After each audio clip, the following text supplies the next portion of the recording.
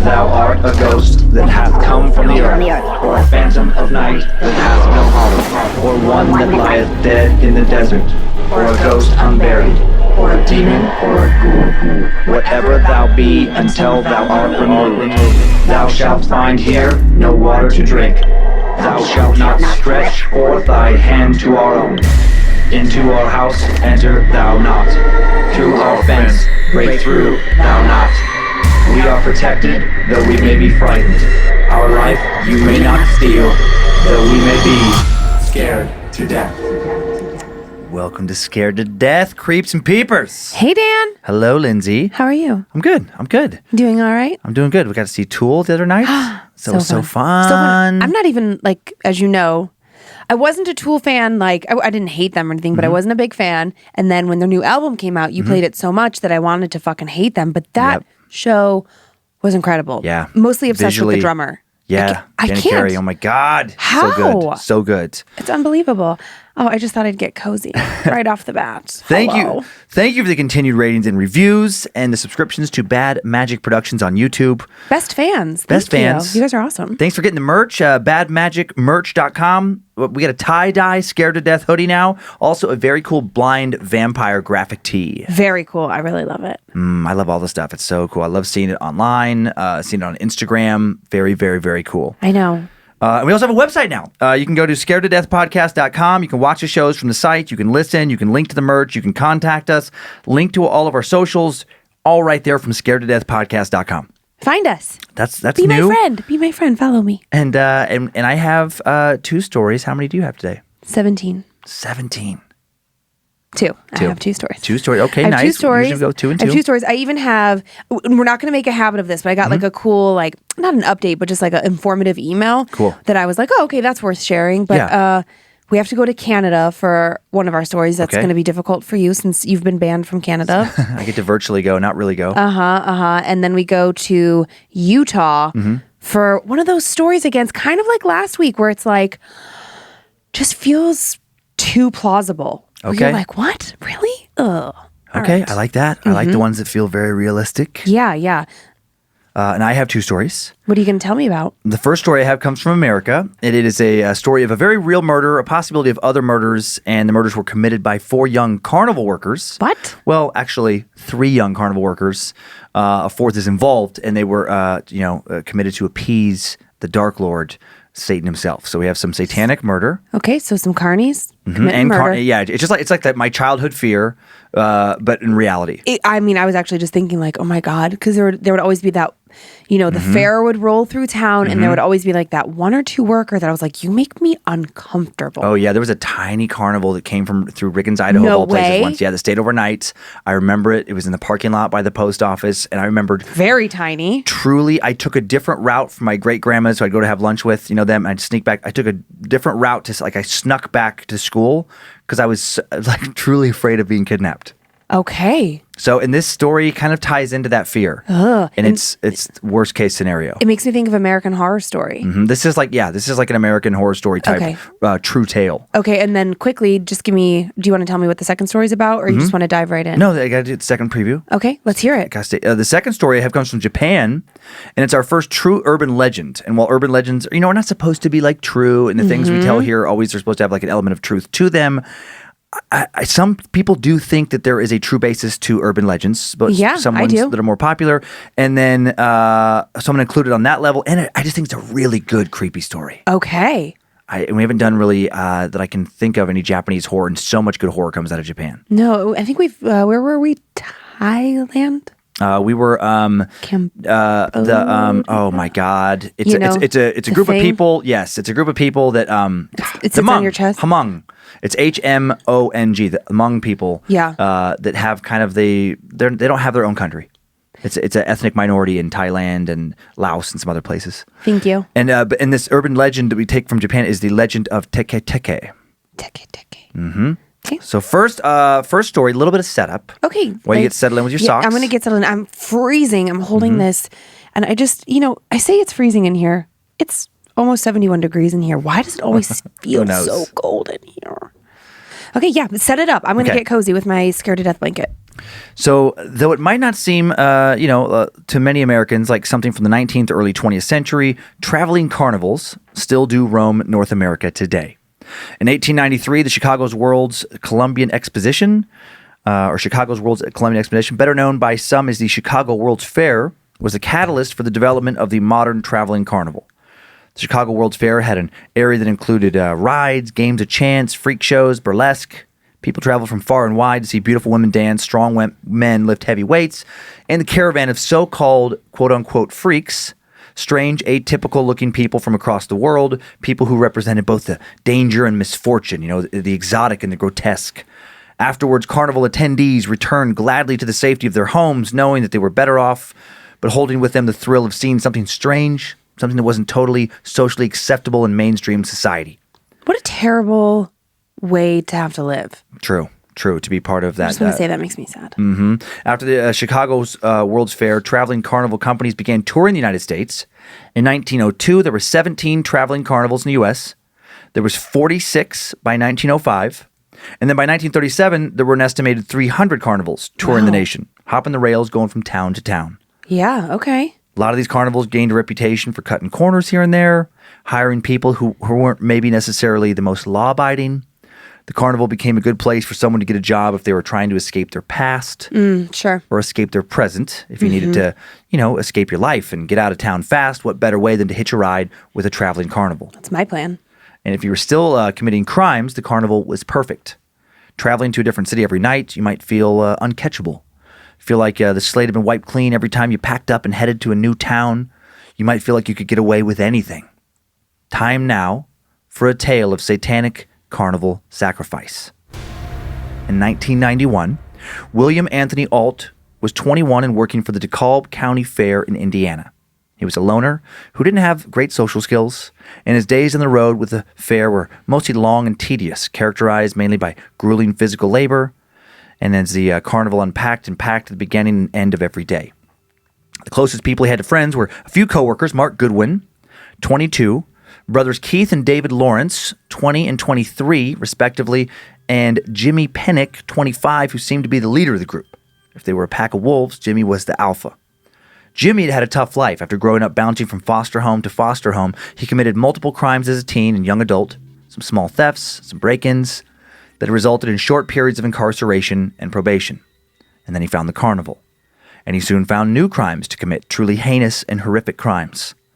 William Alt saw Jimmy and the other three guys almost every day. He'd see them night after night, finish up work, walk off carnival grounds together. And when the group walked away, they rarely walked towards whatever town they were in like most of the other carnival workers in search of a good meal or a stiff drink after a long day. Instead, they generally walked towards whatever woods were nearby, disappearing into the tree line. Okay, that's creepy. And while William watched them head into the woods, numerous times he never saw them walk back out. But they would always show up the next morning, often looking tired, often with dark circles around their eyes. They tended to smell bad as well, like dirt and mud and maybe decaying meat, like death, William thought. Ugh. What were they doing, he wondered. Yeah. What was going on in the middle of the night in those woods? He asked Jimmy one afternoon if he could come with him, but Jimmy blew him off. Jimmy said it was a secret club, members only. Okay. Sounded stupid, but William still wanted to see what they were doing. So one night, when they were outside of town in rural Ohio, Hey. William decided to follow these guys into the woods. He watched them disappear and waited for a couple minutes to pass before he followed them. And then he ducked under tree branches and wove through thickets, following the sound of their voices. After a while, their voices sounded closer, almost as though they were standing next to him. William suddenly spun around and crouched behind a tree because a few feet in front of him stood Jimmy, Keith, Mark, and David. They were standing around another tree. So sorry, I said 3 earlier. There were 4 plus, four Satanic plus William is the fifth guy watching. You know math. When William scooted to the side to see what they were looking at, he gasped. Tied to the tree was an unconscious man. Oh my God. And there in Jimmy's hand was a knife. William froze as he heard Jimmy begin to perform some sort of ritual. Before the mighty and ineffable Prince of Darkness, and in the presence of all the dread demons of the pit and this assembled company, I acknowledge and confess my past error.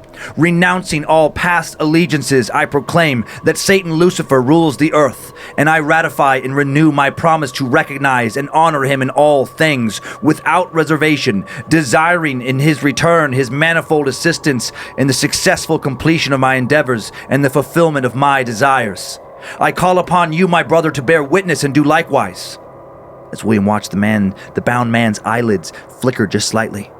And then Keith, David, and Mark watched rapturous, more focused than William had ever seen them. Each man repeated, I proclaim that Satan Lucifer rules the earth. Therefore, O mighty and terrible Lord of Darkness, said Jimmy, walking towards the unconscious man, we entreat you that you receive and accept this sacrifice, which we offer to you on behalf of this assembled company, upon whom you have set your mark, that you may make us prosper in fullness and length of life under thy protection. He lifted the knife and carved an upside-down cross into the unconscious man's forehead. The man's eyes then flipped open and he started to scream. Yeah, I bet. Jimmy hit him in the back of the head with the handle of the knife, and the man slumped over, unconscious again. Jimmy did all of this without blinking or missing a breath. He spoke again. In the unity of unholy fellowship, we praise and honor first thee, Lucifer, morning star, and Beelzebub, lord of regeneration, then Belial, prince of the earth, and angel of destruction, Leviathan, beast of revelation, Abaddon, angel of the bottomless pit, and Asmodeus, demon of lust. We call upon the mighty names of Astaroth, Nergal, and Behemoth, of Belphegor, Adramelech, and Balberith, and all of the names of the formless ones, the mighty and innumerable hosts of hell, by whose assistance may we be strengthened in mind, body, and will. And then he knelt in front of the man and slit his throat. Blood sprayed the group's clothes red. Jimmy then dug in the knife and pulled it down to the man's sternum. He was carving him up like an animal. Oh, God. William snuck back through the brush while the men spoke to one another, and then he ran as fast as he could back to the carnival. He couldn't believe it. His coworkers were satanic killers. Were these guys regularly making sacrifices to the Prince of Darkness, killing in city after city? Yeah. Carnival workers by day, devil-worshipping murderers by night? Yes. Worship of Satan or some other evil deity is just as old as religion itself. The word Satan was not originally a proper name, but rather an ordinary noun meaning the adversary. In this context, it appears at several points in the Old Testament. Prior to the composition of the New Testament, the idea developed within Jewish communities that Satan was the name of an angel who had rebelled against God and been cast out of heaven along with his followers. Satan was then featured in part to the New Testament, where he was presented as a figure who tempted humans to commit sin. During the Middle Ages, the Inquisition attached to the Catholic Church alleged that various heretical Christian sects and groups, such as the Knights Templar and the Cathars, performed secret satanic rituals. In the subsequent early modern period, belief in a widespread satanic conspiracy of witches resulted in mass trials of alleged witches across Europe and the North American colonies. The idea of a vast satanic conspiracy became popular in the 80s and 90s, called the Satanic Panic. Rumors of satanic ritual abuse and murder spread throughout the United States and United Kingdom. In most of these historical cases, there was no evidence whatsoever that any of the accused of Satanism were actually practitioners of a satanic religion or even guilty of any of the allegations leveled at them. Religious Satanism, the actual religious worship of Satan, is extremely rare. Most satanic churches don't include a belief in or worship of Satan or any deities at all. Most so-called Satanists believe in a form of humanistic atheism that includes philosophic principles designed or to live one's life by. Principles that include an aggressive rejection of religion, especially Christianity. But what William witnessed that night in Ohio was different. What he witnessed was what people worried about the Satanic Panic were actually afraid of.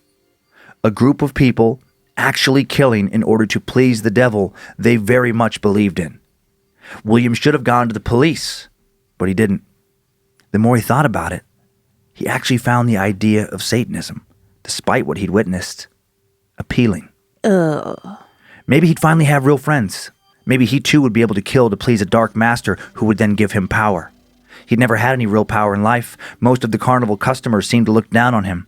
Wow. Maybe this would change all that. If Satan was real, maybe William would be rewarded in some way for worshiping him. William approached Jimmy days after witnessing the murder. "I know you and the others are Satanists," he said, "and I want to join." Jimmy looked at him with a cool, detached gaze, same look he'd given the unconscious man back in the woods. Jimmy measured him and then told him that he and the other guys would set up a time for William's initiation. Later that day, Mark Goodwin told William to meet them on a certain corner that night. It was September 25th, 1991. William saw the group standing around and was told that they were waiting for a friend. A couple minutes later, a woman named Brenda arrived in a car to pick them all up. She drove them down Morningstar Road, and when William asked where they were going, Keith said, "We're looking for some place where we won't be disturbed." Ugh. Brenda then dropped them off in a field. They walked for a couple of minutes until Jimmy found what he was looking for, a door someone had abandoned and left out in the woods, next to the rubble of some old home. "Lie down," he told William. Oh my God. "Close your eyes." Oh no. William followed his commands. He hoped this would all turn him into something stronger, something powerful. He felt pressure on his arms, then on his legs, and then on his mouth. When he opened his eyes, he was gagged and his limbs were tied together. He tried to make eye contact with any one of the men, hoping for a reassuring nod, but no one would look at him. His heart started to pound, and then he heard Jimmy start to chant. "Before the mighty and ineffable Prince of Darkness, and in the presence of all the dread demons of the pit, and this assembled company, I acknowledge and confess my past error." William realized too late that this was no initiation. Oh, God. They were going to kill him. He was going to be another sacrifice. Using Keith Lawrence's knife, Jimmy stabbed William in the stomach. He then cut William from his stomach to his throat. William screamed, but the gag muffled it. Mark, David, and Keith approached, chanting softly over and over, "Hail Satan! Hail Satan! Hail Satan!" They cut inverted crosses into William's arms and slashed at his chest. Jimmy then leaned over William and cut a gash big enough into his chest for him to put his hand in. He reached into the hole below William's sternum and felt around in the blood and muscle. He could feel William's heart pushing blood, pumping just a few inches from his fingers. William was somehow barely still alive. Oh my God. Jimmy knelt down next to William and placed a hand on his forehead. "Are you ready to die?" he asked. And then, without waiting for an answer, Jimmy leaned over him and slit his throat, and William was no more. My God. Jimmy, Mark, and Keith then cut off William's head, cut his hands off, tried to burn him. What the fuck? But it was a damp night and the fire wouldn't take. Instead, they buried his remains, but not before they took money from his pockets. And then the group walked down the road, careful to have cleaned off any blood they'd gotten on them with water and rags, and they stumbled upon, of all places, an Arby's that was open late. What? With William's money, Oh my God. they ordered dinner, laughing, drinking soda, eating roast beef sandwiches, dipping French fries in ketchup. Were these guys able to do all this so casually because they were sociopaths? Maybe, maybe not. While psychologists have ranged in estimates between 1 in 25 and 1 in 200 people being sociopaths, it is of course possible that 4 sociopaths could come together as friends, but statistically unlikely. Sociopaths usually don't work together. They're usually too self-centered, not communally devoted to some mythic being. These men were different. They'd made it clear again and again that they would do anything for Satan. Had they really contacted some dark entity? Some being that gave them the ability to kill and not care? Some being that made them want to kill? No. 3 months later, William Alt's remains were found in the woods, and a few months after that, the 4 men responsible for his death were discovered and tried for his murder. Good. Investigators didn't have any other bodies to connect them to additional murders. Who knows how many others' remains are hidden somewhere out in the forests of North America. Keith Lawrence pled guilty to conspiracy to commit murder, received a 50-year sentence, 20 years suspended. His brother David pled guilty to assisting a criminal and received 8 years. Mark Goodwin pled guilty to assisting a criminal and battery committed by means of a deadly weapon. He received 8 years for each charge to be served concurrently. Jimmy, the ringleader, the most devoted Satanist, was given a 60-year sentence without parole in exchange for keeping the death penalty off the table. And as far as we know, Jimmy is still in prison. Good. Both David and Mark are out. Oh. And Keith will be joining them sometime in the next year. Did any of them ever express any real remorse for what they did? No. But when he was asked about it after being sent to prison, Keith Lawrence did say that Satanism was, quote, like a drug. You get high, and once you're over it, you've got to inject even more than the first time. So will they return to their worship of the Dark Lord on the outside? Is the devil real, and can he convince you to kill? You'll never know unless you worship and call upon him, and based on this tale, I wouldn't recommend trying to find out. Yikes! That guy's gonna find us. He's gonna hear this story, and he's gonna find us, and he's gonna tie us down and kill us. Why would you do that? Why'd I put our lives at risk like that? I'm fucking serious, bro. Isn't that a crazy story? It's like Where's the feels like an prison? urban legend. I don't know. I don't have that in my notes. And actually, it was very hard to find. I mean, there were actually this first picture is a little bit of like a newspaper clipping. I mean, I'm not just making this up. You could find out if you wanted online. Somebody where find out where they're imprisoned. Find out. Make sure it's not anywhere close to fucking Coeur d'Alene, Idaho. And yeah, I'm scared. No, I think it's Ohio. Where we go regularly, my friend. I have family there. They're going to find my family. Oh man! And as retaliation for telling this story, well, now you've helped them out. You just told them where your family was. I didn't tell them where they were. Narrowed down the state, dude. And then Jimmy state. Jimmy Pennick is this next picture. This is the ringleader. The only picture I could find, a lot of looking online, handsome. is a prison photo. So that's the guy that's in prison for life. That's the ringleader. I have nothing negative to say about him.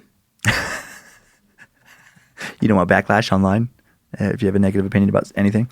No, I don't want him. Oh, you don't want him to tell find the guys. You know what happens when ringleaders are stuck in prison, but their minions get out? Have you never watched a mob movie?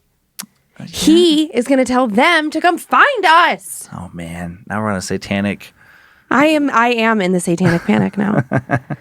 Thank God we're having cameras installed at our house. And here's what's crazy about this story. This last picture, this is not the guys. Check this out. I was like, who are these people? This is 3 other carnies charged with capital murder in the fatal shooting of a couple at a Kansas fair whose bodies were found days later in shallow graves in a national forest in Arkansas back in 2018, excuse me.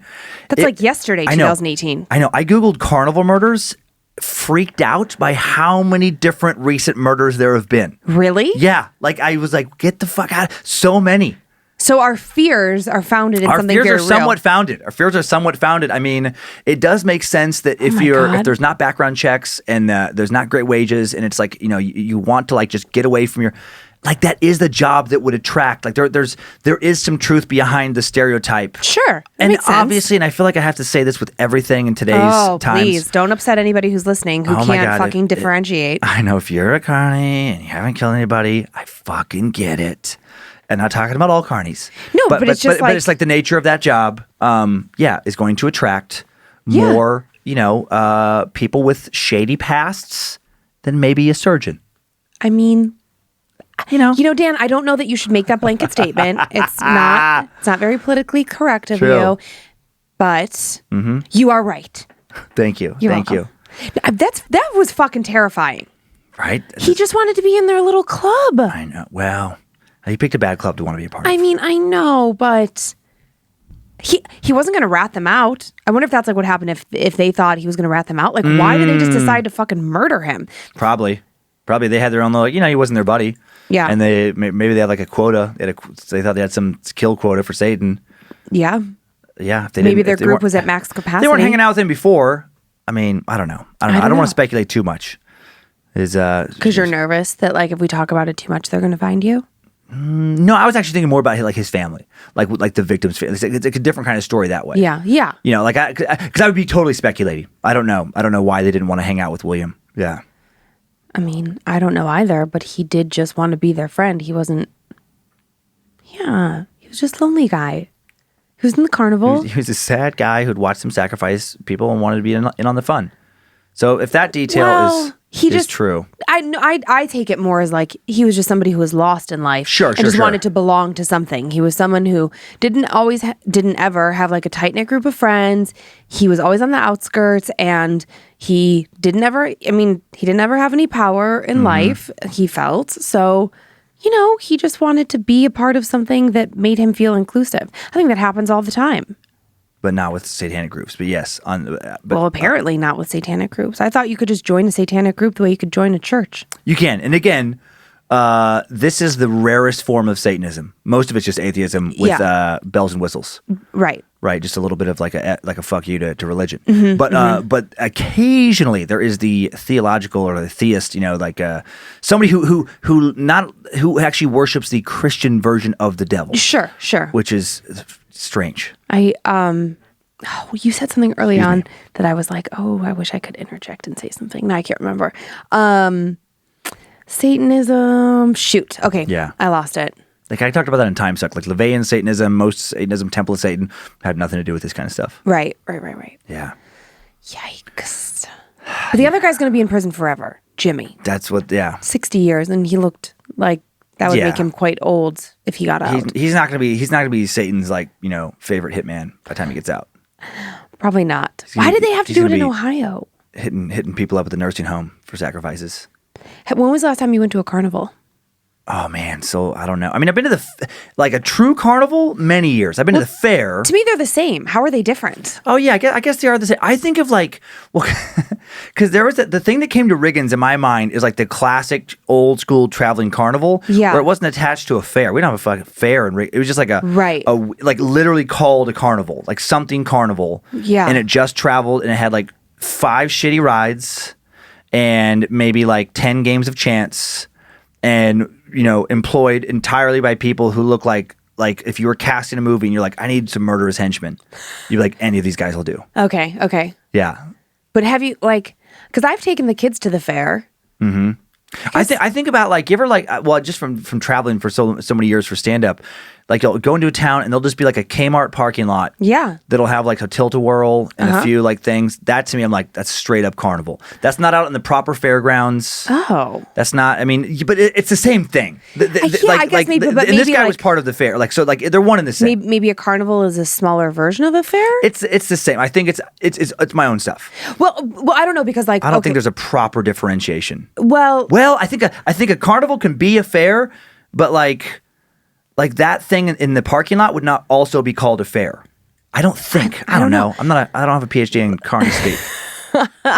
Well, where I grew up, and I don't know if this was just like a colloquialism to the suburbs that I grew up in, but in Ohio, growing up, we had home days. And home days were in basically every city. So it's like you'd go to the Strongsville home days, you'd go to the Brook Park home days, Parma home days, like every, I lived in this city here and all the cities around all me the other had suburbs. them. And they were usually in like a town square, and there would be a bunch of rides and, a bunch of shitty junk food. But for us, what it was is that, when you're 14, 15, 16, like high school years, there's not a lot of things for you to actually go out and do. So that it was like the social event of the summer. Like, hey, are you going to Brook Park home days? Oh yeah, I'm going with so-and-so. And like the outfits and the makeup and like you were... Put on some tight outfits and get whistled at by a carny? No, you were trying to impress boys from other high schools. Oh, yeah. But so that was home days. So that would have been, I guess, like a fair or the carnival, because then the fair did properly come through. It would be at the Cuyahoga County Fairgrounds, and there would be bands, like big stages. And I mean, I think sometimes it would get pretty big acts to come in and play concerts. And it was a much, much bigger thing where there were also animals and I don't know if we had rodeo so much, but like there was an element of that. Like 4-H Club probably presented their pigs. So there must be a difference between carnival and fair. Or maybe it's like Major League Baseball. You got the big show. Yeah. You made it on then there's like AAA ball, and then there's AA, and there's single A, and then there's random like summer leagues and winter leagues. I didn't even know there was single A. I only knew AAA. So I don't know anything. So that's maybe there's okay. We could talk about we could speculate about carnies all day. If anybody wants to tell us. No. Okay, cool. Let's get to our next tale. An urban legend from Japan. Oh, I really like this one. I don't like how much you like it. Okay, a little bit of setup. All right. And then we'll get into it. So what makes an urban legend? As a kid, you may have heard some variation of the story about a boy and a girl who park their car, out in the woods to fool around, the makeout spot. Yeah. When they hear something, the boy goes off to investigate, and after watching him walk away, the girl waits in terror for him to return. Eventually, the police show up, and when they lead the girl away from the car, the boy still having not returned, they caution her to not turn around. Then she does, and she sees her boyfriend's corpse hanging from a tree branch above the car. So this is like one urban legend. How long has he been there? Who or what did that to him? Or maybe you've heard the one about the hitchhiker who sat next to the truck driver for hours, only to watch the driver disappear into mist once they arrived at their destination. Or what about the girl who came back to her dorm room, went to bed without turning on the lights because she didn't want to disturb her roommate. Then she woke up the next morning to see her roommate's mutilated dead body lying in the bed, and the words, "Aren't you glad you didn't turn on the light?" scrawled in blood on the wall. What? I've never heard that one. There's just a variety of ones that are fairly common. Creepy. These urban legends have been around for decades, exchanged in conversation, and as technology's evolved, more recently via emails and then social media. Right. YouTube. But it wasn't until the 1980s that someone coined the term urban legend. Jan Harold Brunbond, professor of English at the University of Utah, introduced it to the general public in his collection of legends, The Vanishing Hitchhiker, American Urban Legends, and Their Meanings. He made 2 points. First, that legends and folklore do not occur exclusively in quote-unquote primitive or traditional societies. And second, that you can learn a lot about a culture from its urban legends. You can learn what a culture's people fear the most. Sometimes that fear doesn't change much over time, and that's why many urban legends of the 40s and 50s still circulate today. Same stuff still scares us. And some urban legends spread from country to country because they are universally and timelessly terrifying. And some think when something sticks around for years, when people around the world also fear it, is it maybe because there's a chance that at least a part of it is true. I hope not. Time now for the tale of the legend of Teke Teke. There are several versions of this legend. I'm going to tell the one most commonly told. A story about Kashima Reiko, a normal Japanese teenage girl. While there's no way for one person to, represent all Japanese teenagers, the realities of life are a bit different than those in America and Western Europe than in Japan. So there is a different type of normal Japanese teenager compared to a normal American teenager. Okay. Primarily because respect for authority is heavily ingrained in Japanese culture more than it is in most places. Japanese teens are typically a lot more supervised, prevented from dating and hanging out without an adult present. I like this. Generally dependent on their families for longer, more sheltered. Although Japanese teens graduate from high school around the age of 18, the legal age of adulthood in Japan is still 20. Oh. And it won't drop to 18 until 2022. Wow. Well, soon. 20 is when Japan's young people become legally able to drink, smoke, gamble, apply for a phone, credit card, loan contracts without consent from their parents. So like many Japanese teens, Kashima Reiko was more sheltered than her North American or Australian or European counterparts. She was especially sheltered even for a Japanese teen. Her friends knew her as someone who could be very shy and sometimes gullible. She fell for a lot of their pranks. They didn't prank her to be mean exactly. They just wanted to see her reactions and have a good laugh. If they gave her something gross to eat, she made the funniest faces trying to pretend she enjoyed it. If they jumped out at her from behind doors, her screams could be heard from blocks away. She was often the butt of their jokes, but not because they didn't like her. They just liked having fun with her, even if it was a bit at her expense. Okay.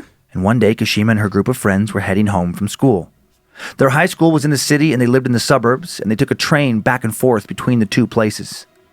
While waiting on the train platform, one of her friends spotted a cicada crawling in the dirt. He eyed Kashima, who was standing near the edge of the platform looking at her phone, and he grinned. This'll get her good, he thought. He scooped up the cicada into his open palm. Hey, Kashima, he called. I have something to show you. She looked up. What is it? He walked over to her, and she peered down into his hands, and then just as he opened his hands, the cicada flew up directly into her face. Just as she started screaming and waving her arms around, trying to get the bug out of her face, and her friends started laughing, a train rounded the corner, coming in fast as it pulled into the station. While trying to get the bug out of her face, Kashima's foot slipped off the edge of the platform, and before her friend's eyes, she tumbled down into the train tracks, and they heard her scream quickly get cut off. And when her friends ran to the edge of the platform and looked down to where Kashima had fallen, it was now their turn to scream. There lay Kashima, her eyes open, looking at them. They saw the blood around her. They saw the gore. Their friend, the girl they had just played one last prank on, had just been split in half. Oh my God. The train had completely bisected her at the waists. Horrified, her friends panicked and took off running. They could hardly believe what they'd seen. That night and for many nights after, when they would lay in their beds and close their eyes, they'd see Kashima in her final moments. They'd see her glassy eyes, her foot twitching slightly. They'd see the mangled knot of her spine separated from the lower half of her body. Ugh. They had never regretted anything they'd done more, but they also never talked to the police. What? They didn't want to risk getting in trouble. They were nearly done with high school, but still kids. They didn't want to ruin their futures. But the guilt of feeling responsible, even if by accident, for Kashima's gruesome death haunted them. When they couldn't handle reliving her death, when they would lay awake in their beds with their eyes open, they could hear a scratching sound. The sound of something else that they'd seen but they would tell no one about. The sound of Kashima's hands scratching at the ground as she tried to pull herself up immediately after the accident, as though she didn't know yet that she'd lost her legs, as though she didn't know that she was as good as dead. And while she certainly did die that day, some believe that some form of her lives on in another sinister way. Some believe that since her death, Her angry spirit haunts the living and sometimes kills them. Sometime after her accident, a young boy was walking not far from that same train station. When he looked up at the high-rise homes around him, he saw a beautiful young woman in one of the windows. She had her arms propped up on the windowsill, and she was staring at him. He realized the window was open, and when he saw her hair fluttering in the wind, she looked nice, he thought, but lonely. So he waved. As soon as she waved back, the girl smiled, hugged herself by the elbows, and then fell out of the window. Yeah. The boy started to scream. Had she just witnessed her falling and dying? And then he realized he should have been screaming for an entirely different reason. The girl was missing the lower half of her body. He saw her on the ground beneath the building. She was coming for him. She was pulling her mangled remains towards him, clawing at the ground. He tried to run, but he was frozen. All he could hear was the scrape of what was left of her body dangling behind her. Oh, God. Teke, teke, teke, teke, teke. Helpless, he just stood there until she reached him. And then the last thing he felt, the last thing he heard, was his own body being torn in half. What? The next morning, looking out from a train, travelers on their commute swore they now saw a boy with no legs crawling into the sewer. What? Finally, according to this legend, after either hearing this story or the sounds of Teke Teke, Kashima will visit you in 3 days, ask you a riddle, usually in a dream. Are you fucking kidding me? And the only way to escape suffering the same fate as that boy is to answer her questions exactly the right way. She will ask, "Do you need your legs?" And you must reply, "I need them right now." And then she will ask, "Who told you my story?" And you must reply, "Kashima Reiko." Ka is in mask, Shi is in death, Ma is in demon, Rei is in ghost, Ko is in accident. And if you answer her riddle without making any mistakes, she may let you live. Jesus. And if you don't, she may decide to turn you into whatever she herself has become. So I've got 3 days to memorize those answers? Yeah, 3 days. I'm like, what do I have to say again? It's not funny. You're so lucky we're traveling together. You have 3 days. She says, "Do you need your legs?" And you say, I need them right now. I need them right now. Okay. And then she'll ask, "Who told you my story?" And you must reply, "Kashima Reiko." Kashima Reiko. Kashima Reiko. I'm going to have to get that like permanently inscribed on my hand for the next 3 days. Here's some pictures of what this thing looks like. I don't want to see this thing.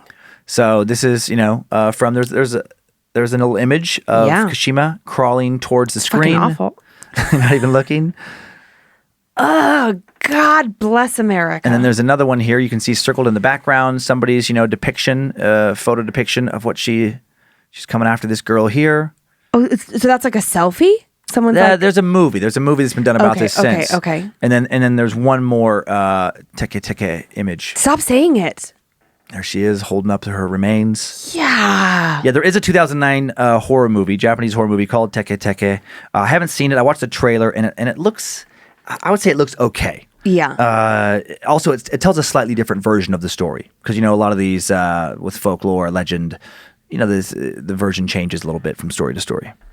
I need my legs right now. Isn't that a creepy story? Hey, hold on. I need my legs right now. Mm-hmm. Tashisha, what? I need them right now. You're not supposed to say legs. I need them right now. I need them right now. Who told you my story? Who told you? You don't remember? Kashida. You're as fucking good as dead. I know. Tell me again, Dan. Kashima Reiko. Kashima Reiko. Kashima Reiko. Do you have a Sharpie handy? No. We can talk about it after the show. I don't want to wait. You got a couple days.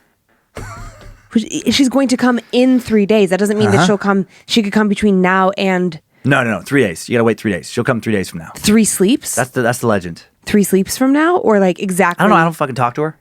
That's what it says, 3 days. You can't tell me that I have 3 days to live and not give me the exact. I'll text her. I'll text her after the show. I'll fucking kill you, Dan. Listen, you crazy bitch. When you coming to kill my wife? Well, just so you know, your sleep is now fucked for the next 3 days. Does she come in your sleep? Yeah, usually in a dream. Okay, because you said she asks a riddle. Yeah, like in your dream is when. I mean, again, we're talking about. You're so screwed. This isn't like this is like all formalized. This isn't like like a business you got to go to where you got to fill out this application. This is just like this is a story. I don't care. They're all just stories. I know. They all are, but I don't know like exactly. She doesn't. It says in this one she doesn't always show. It says usually in your dream she can like I mean you could just wake up. She just crawl in right now. Yeah, you could just like go to use the bathroom for example in the middle of the night. Why would you say that? And then she could just come up our stairs from the basement, but like she would just come right past the drums, And then she'd probably meet you right by the door there. Hey, babe. You're so fucked. Because now when I have to get up in the middle of the night to pee, when I have to get up... I picture that noise kind of like... Tick, I wasn't talking. tick, tick. Okay.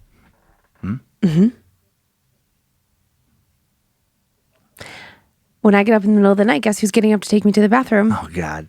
I got to run security. Yeah. You're going to have to go downstairs, check the basement. But all this can happen if she comes up the stairs and I'm there and I answer it right, and then she's like, what about Lynze? Whatever. I'm like, yeah, is that how she talks? I'll be like, she'll be out of the bathroom in just a second. Please wait your turn. Yeah, she's almost done. Take a number. Well, all right, Dan. Thanks for that. Creepy story. Teke Teke. Teke Teke. Now, I want to say something that she probably won't like. Okay. You know those little, hot Cheetos? Yeah? Aren't they called, Takis? Oh, I have no idea. So now all I can think about is... Hot Cheetos. I don't know. I don't even know what you're talking about. I think it's maybe Spanish in origin. Literally no idea what you're talking about. I don't know. Come on, Producer Joe, do you know what I'm talking about? Yeah. Takis. Takis. They're hot Cheetos, right? Yeah, in a sense. Like rolled up Huh. chips. rolled up chips. Okay, rolled up chips. I never heard of that. And by the way, I think a difference between a carnival and a fair is if there's animals there, it's a fair. Oh, thank you, Joe. I didn't look it up though, so I might be wrong too. Okay, just guessing as well. All right. Right. Okay, well, before we dive into all Yeah. the fun that I have for you in Canada and Utah, we got this email. We got this email from a fan who didn't leave their name, so we'll just not. Okay. But they say, in the Winchester episode, Dan states that poltergeist is a term for an entity that haunts a house, which isn't entirely true, but there's different types of ghosts in general. And I just thought this was kind of fascinating. Okay. He just says, I don't want to be that guy. Sure. But I just thought that you might be interested in this. Okay, cool. So a poltergeist, being the German-sourced noisy ghost or noisy spirit, they are the worst of the worst. Yeah. Physical damage to both yourself and the house, bruises, scratches, moving furniture, and other objects with hostility being the main focus, and they are mean. So poltergeists are mean, noisy, and the worst. Okay. Then there's a specter. They're visible to the human eye and usually cannot disturb physical objects in the world, including bodily harm, but not always, as there can be subtypes, such as a poltergeist specter, which can be both felt and heard. Okay. Okay. Then you have a banshee. They tend to be auditory only, such as hearing voices in the walls or even sounds in the walls like scratches or footsteps. And once again, it's a subtype. Okay. And so he just says there's many entities that fall into subcategories where they can seem like they are all types of ghosts with no apparent limit to their power. This is once again only information that matters if you actually believe in ghosts in the first place. Yeah. So I thought it was just kind of like, okay. That is interesting. Yeah, for sure. And I will say that with a lot of these, when you go into different... and this is on my brain a little bit because on Time Stuck, we're doing a folklore episode that I'm doing right now about Baba Yaga and and a lot of these, which is like the origin of witches and stuff. And there is a lot of this stuff, even like the nomenclature, the terms is somewhat speculative because, it'll mean this in this region, it'll mean this in this country, it'll mean this, but that is good. But I will say that all these are a little fluid. Because, Absolutely. you get 100 ghost experts in a room. Oh, yeah. They're going to well, actually, there's going to be a lot of that. There's going to there's going to be a lot of maybe. How they gonna do it? I don't want to. That's You make the weirdest sounds, Yeah. That's what I've heard. Yeah. Yeah. But that's good. I mean, that's thought it was a great, fun. Yeah, that's a great overview. It was just a little- it was a I little- extra info. I love it. A little tidbit. Yeah, I like tidbits. A little something for Thank you. ya. Thank you, anonymous tidbitter. Tidbitter? We like paranormal information here. All right. Are you ready to go to Canada where you're not allowed to go? Okay. Dan is banned from Canada for anybody who doesn't know. Just for a couple more years. Okay. When's that ever going to end? I don't know. I don't know. Okay. Ready? Yeah. Spaghetti, go. This story, actually, I was like, okay, hot dang. Dear Queen of the Darkness and Master Sucker who is spooky. I've been a massive fan of Time Suck for a couple years now and absolutely love the new Scared to Death podcast. Yes. 3 out of 5 stars. Ah, nice. Nice. Nice little Time Suck joke. My fiance and I watch it every week and love how we get goosebumps through each and every story. Yes. I apologize in advance for the long email, but I was compelled to share one story about the afterlife and my encounter with it after hearing some listeners' experiences. Throughout my childhood, I have had situations with ghosts and haunted dolls, but nothing has happened to me as an adult until I started college. Okay. When I was in college, my school was located in an old asylum for the mentally disturbed in Toronto, Canada. You know the type. Murderers who were deemed insane, schizophrenics, autistic, bipolar. You get it. Yeah, they would just put a lot of people, yeah. Yeah. They had converted this old, creepy campus with multiple buildings into a college in the 70s. This one particular building is known to be haunted, and the school has even used it to turn it into a haunted house for tours for the public at Halloween. Lucky for me, this is where almost all of my fucking classes would be for the next 4 years. Awesome. Oh my heck. One day, minding my own business in class, listening to my professor talk about some bullshit that I've never used in my life, I hear a knocking coming from the other side of the wall next to my seat. I didn't think anything of it, passed it off as my imagination, but then it happened again. My professor tells me to knock it off, but I had to try and explain that it wasn't me, and it was next door knocking on the wall. Right. Here's the issue with that. The class is in the basement. The walls are concrete, and it's fucking dirt on the other side of the wall. This was my first fuck no experience in this class. The very next week, being the good student I was, I showed up early to class. While waiting in the hall by myself for the class before mine to end, I began to whistle, because who doesn't like to pass time with a good old ditty? Much to my surprise, around the corner, out of sight, I can hear someone whistling back to me the same thing I was whistling. I was curious to see who this mystery person was. To my surprise, down the hall, I see this woman dressed in white walking towards me, where I was standing. I can hear her whistling. She was maybe 100 feet away from me, but I couldn't really make out any of her features. As she approaches the doorway, about 50 feet from me, she just vanishes. Fucking disappears. Fucking gone. I hauled ass out of that building and didn't go to school for 2 weeks. When I finally returned, it happened again, the same thing, but this time I had friends with me. I had witnesses. I had told them previously what had happened, and they didn't believe me and, of course, mocked me for it. Called me names, asked me if my ghost girlfriend was in the room with us, and so on. They ran out of the building faster than I did, and although terrified, vindication did feel so good. After the second time it happened, I did a bit of research because I wanted to know who this mystery lady was. Turns out, this building was specifically dedicated for individuals who suffered from schizophrenia and bipolar disorder but had committed violent crimes. According to what I found, there was a nurse in this building who would sing and whistle to her patients. She was known as the whistling nurse. The story goes that she fell in love with one of her patients, and when he died, from reasons unknown, she became severely depressed. One day, she fell or jumped from the third-story stairwell on the outside of the building, which resulted in her death, right above the spot where I heard the fucking knocking. As you can imagine, my 4 years were filled with weird and spooky situations, such as smoke coming from the old crematorium that had been boarded shut and the chimney had been blocked with cement. But this was the most profound. Again, sorry for the long email. Wanted to share this story for a long time. Love the podcast. Love Time Suck. Hope to maybe get a shout out for my fiance, Leandra. Hi, Leandra. Hi, Leandra. As it would make her day. Keep on creeping, Vito. Thanks, Vito. Oh, man. I do not like that. Yeah, the apparition, but I guess she wasn't trying to hurt him like you talked about before. But she was trying to communicate with him. She was mimicking his whistle. I can't whistle for shit. But what if you're just like, That is, ding. and then all of a sudden you just across the room, you just hear like a little bit Yeah. of the echo of it. Yeah, that would creep me out. Yeah. Yeah. And the knocking. Mm-hmm. What? There's just That, yeah, just that alone. Can you imagine, again, not to be weird, but our basement, like any basement, but if Yeah. we're down there, and then on the wall where there is just dirt on the other side, just to hear somebody hello, oh my God, yeek. eek. I'd be like, Teke Teke, can you get that? Teke Teke. Doors for you. Doors for you. It's your legs. Your legs are here. Oh my God. We're laughing about that now. And then like... tonight's going to suck. Yeah, 11 o'clock tonight. So sorry. I didn't mean it. I was just kidding. We thought you had a sense of humor. You like a good joke. We are big fans of you. You are awesome. I like the dance. Mm-hmm. You're the best. You're the best. I'm so sorry, demons. I will share my legs with you. Mm-hmm. Yeah. Weird though, right? Yeah. Yeah. And it just feels, I don't know.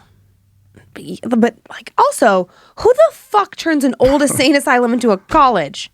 Well, I mean, if you take any kind of paranormal aspects out of it, if you're Sure. looking at it just like if you're somebody who doesn't believe in any of this stuff on any level, then I totally get it. It's like City planner. You're like, Yep. this is a great space. Yeah, especially exactly. You're repurposing a government building, it's saving taxpayer money, all that stuff. It all makes sense on those levels. I know, but still, people really need to look into this stuff a little bit more.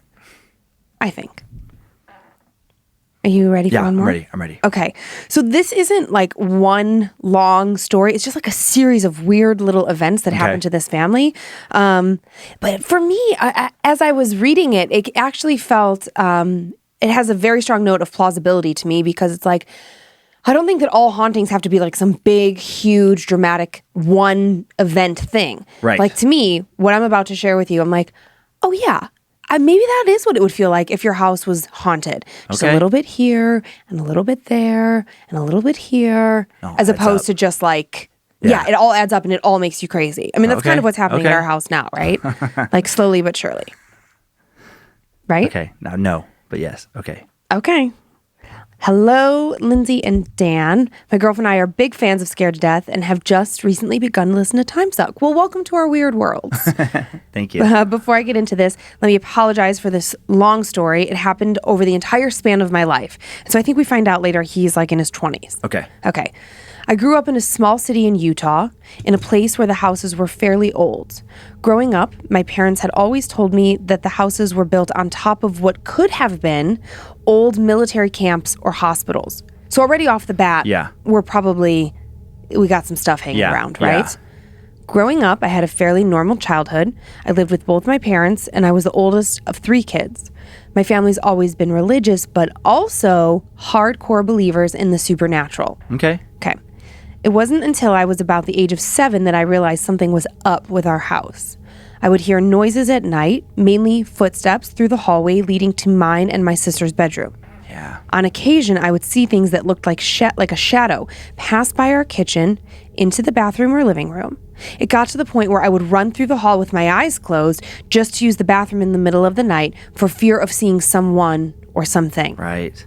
There were multiple occasions where my parents would be alone in the basement after putting us kids to bed. They would hear footsteps and then the sound of running upstairs.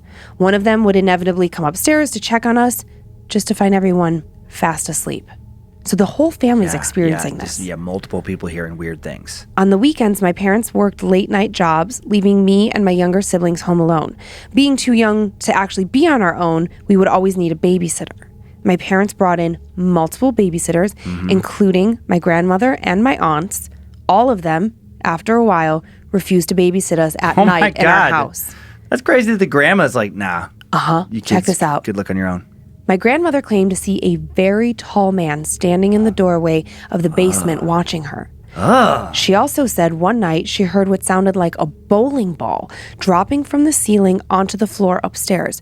She, of course, rushed upstairs to check on us and found all of us fast asleep. She couldn't find anything to explain the sound that she had heard. My aunt only made it one night in our house. She was unable to sleep because she swore as well someone was watching her when she slept. She said she heard whispering, and then she saw the tall figure standing in the basement doorway just as my grandmother had claimed. Oh my God. The basement freaked us kids out too. We stopped playing down there unless our parents were with us, even though that's where most of our toys were. My parents tried to keep most of this from us when we were younger, not wanting to spook us. Yeah. However, whenever something weird would happen, such as stuff going missing or the sinks turning on by themselves, they would blame it on Charlie. To this day, my parents can't explain why they named the presence in our house Charlie. But me and my siblings all played along with it. Charlie became a normal thing in our house. Even my friends who came over knew about Charlie and his shenanigans. Living in the house for about 4 more years, another number of things happened. My mom would see mists at night, going from her bedroom to my siblings' room. Oh my God. She had weird nightmares about something coming into our rooms attempting to get to us. All of the doors would lock on their own as if someone was trying to keep my family in or Right. possibly keep someone else out. Get out of this house. Uh-huh. Like, that's This is a massive GTFO. The strange Yeah. occurrences were continual. One time during a fight my sister and I were having, a coat hanger came flying out of our closet and hit my sister in the face. all right, kids. Get in the van. We're fucking out of here. The stories are Yeah. endless. Finally, when I was about 11, in 2007, our family decided to get the fuck out. Good. We said goodbye to our home and goodbye to Charlie, Yeah. or so we thought. Oh my God. That's always the fear, is that it follows you. After a short time in our new home, it was made clear that Charlie was still with us. We moved to an even smaller town in the countryside with my grandparents. The house was built for us, so the way they say this, I'm assuming like a brand new house. Oh, okay. Okay, yeah. As far as we know, it was built on normal ground and not any kind of burial grounds or anything Sure. like before. When we moved to the new house, there was basically no other houses in the surrounding area, right? They're out in the country. Yeah.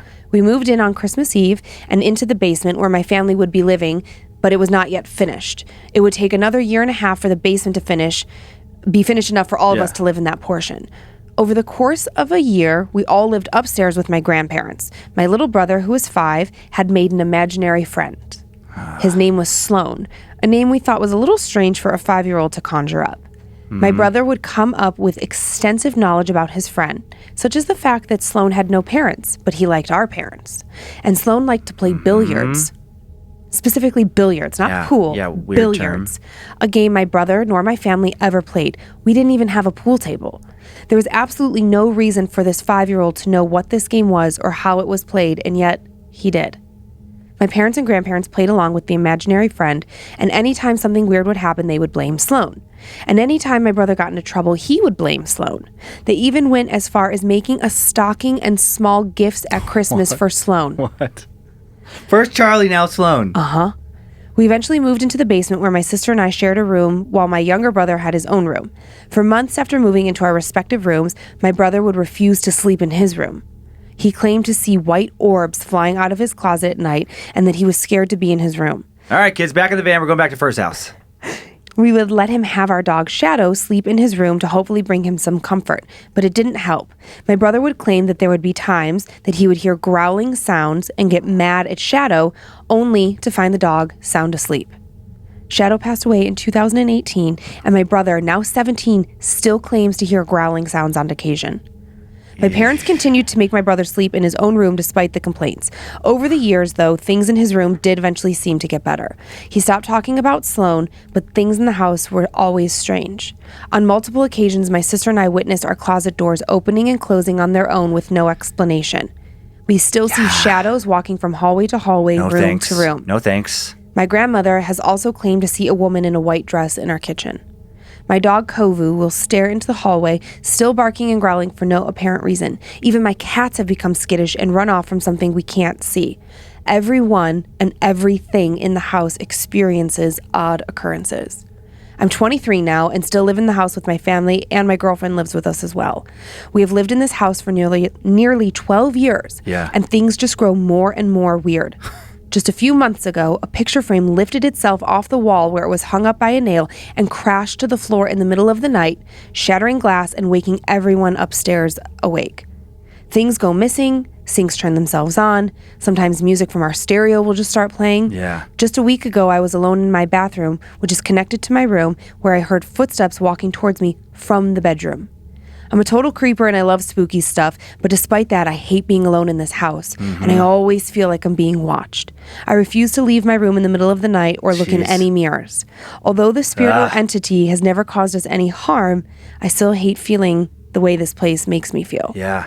I appreciate you taking the time to read it, despite being so long. Thanks for an amazing podcast. Keep up the great work, Lexi. Thank you, Lexi. Doesn't that just feel like that's how it would be, though? Right. Just continual and things. Yeah, just a little bit of this and a little bit of that. And the sink turned on today. And then like 3 weeks later, a closet door opens. Like, it feels like it happens far enough Right. apart that you kind of forget that things are happening. Yeah. And then when it happens, you're like, oh, wait, this other thing happened.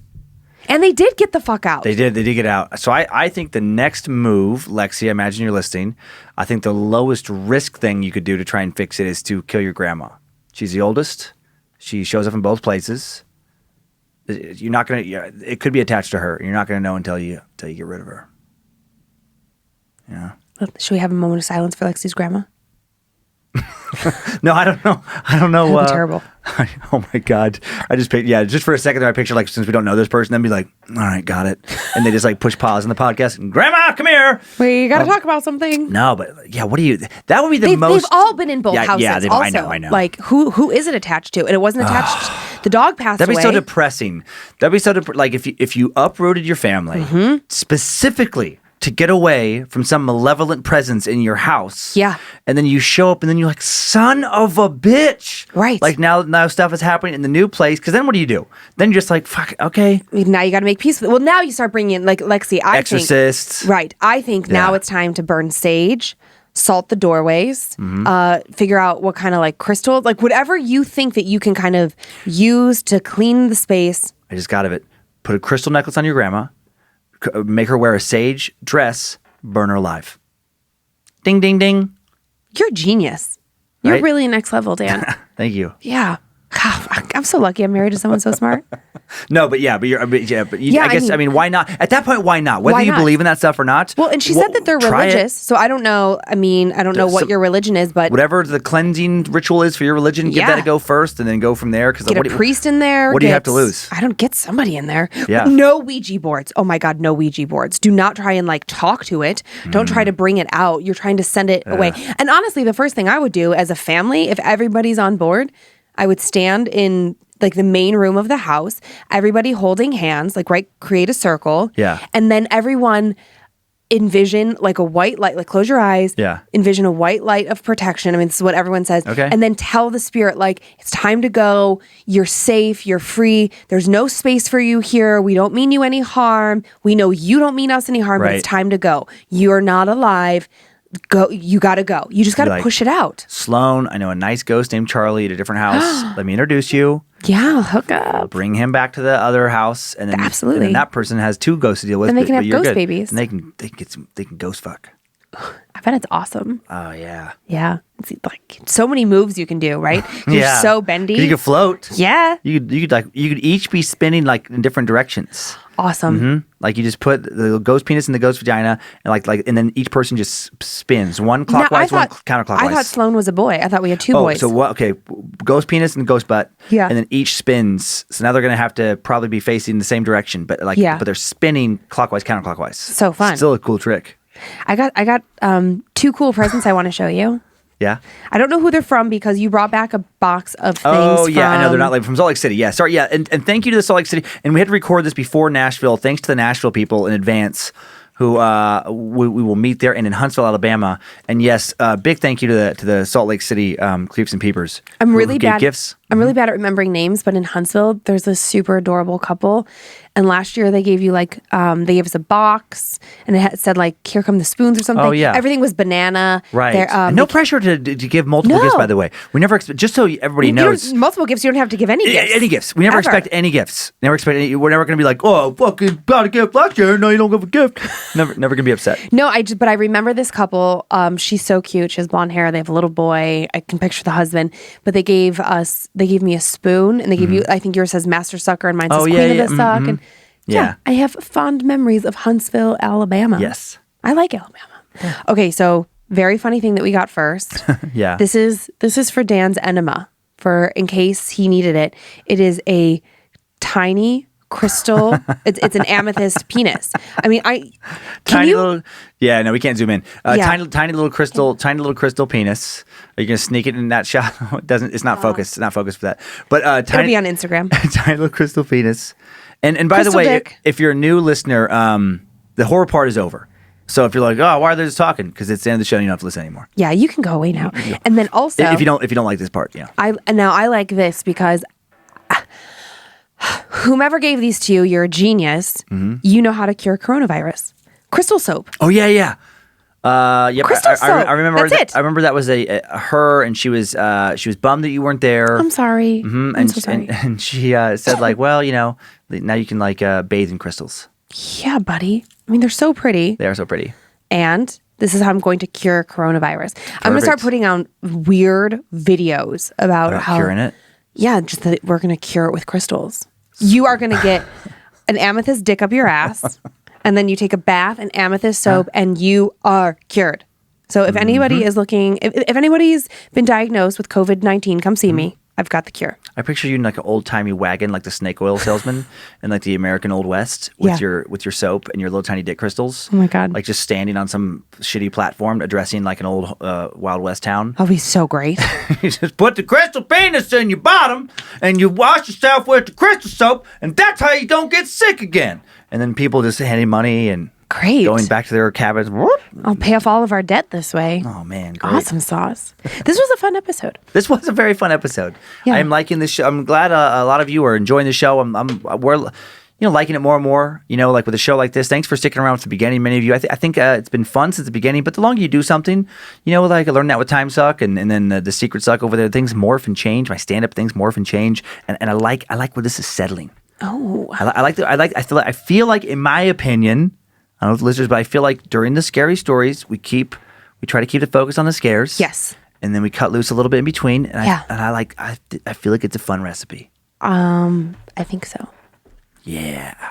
Yep. And then that's all. That's all of the show You're for so today. Weird. I'm so weird. weird, yeah. No. Please keep sending your personal tales of terror to my story at scaredtodeathpodcast.com. Hey, remember last year when we were in Nashville and I got a chicken purse? Yes. Yes, sweet chicken purse. Sorry. And then you can send everything else to info@scaredtodeathpodcast.com. Last time we were in Nashville too, kind of a scary related thing. Alice Cooper, kind of one of the the originators of scary metal, that Yeah. scared people at the time. He was staying at our hotel. Yep, and he'd stay in the hotel and I was playing some AC/DC pinball machine in the lobby, and then Alice Cooper walked by, and that was a fun life moment. Yeah, I missed it. I was so sad. I would have told you, but I was busy. I thought I had a chance at the high score.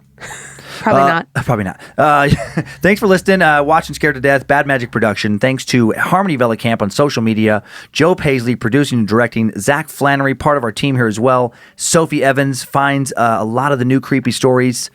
Joe Paisley, Zach Cohen, and Jeffrey Montoya kick ass on the sound beds that Joe layers in to make the shows a little scarier. Yeah. Heather Rylander, passes along the my story at scaredtodeathpodcast.com emails to Lynze. Yeah, she basically is like my therapist. She keeps me from losing my shit. True. And you can find us on Facebook and Instagram at Scared to Death Podcast. Subscribe to Bad Magic Productions on YouTube if you want to watch the show. Enjoy your nightmares, creeps, and peepers. Try not to let Teke Teke get you. You got 3 days. You got 3 days to not die. Hope you were scared to death. I'm going to kill you. If spirits threaten me in this place, fight water by water and fire by fire. Banish their souls into nothingness and remove their powers until the last trace.